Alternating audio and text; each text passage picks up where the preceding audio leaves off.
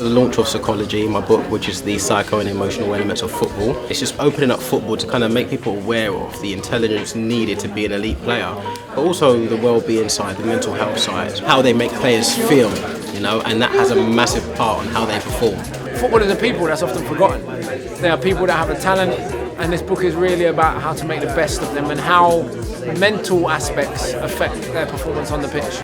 Young men find it very, very difficult to admit when they're feeling emotionally vulnerable, or to admit when they're feeling down and just say, you know what lads, I don't feel like it today, stuff isn't good at home or whatever else. So I think it's also important to sort of make that space and have a culture where people can admit that they're not feeling so good. I think really the main takeaways would be to make sure that we create an environment where players feel comfortable to talk about issues that might affect their performance on the pitch.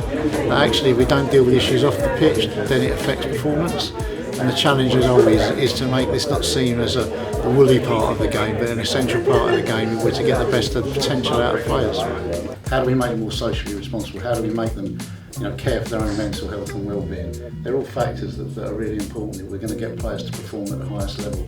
If you've got the right people around you that can help you develop your game, and not just your tactical ability, your mental side, and reach out to you as a person and talk to you as a normal human being.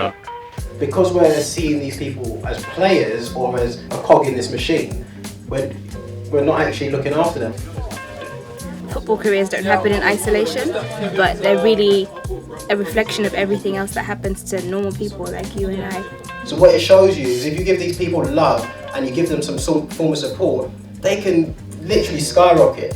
I think it's a book for everybody because it is focusing on a lot of different areas of being human as opposed to just being about football or being about sociology. It documents the things that you don't see. It's the bits about players at home, what they're thinking when they're not playing. What are they doing when they finish training? Are they resting? What sort of things do they do to get the best out of themselves? I think it's a really good insight.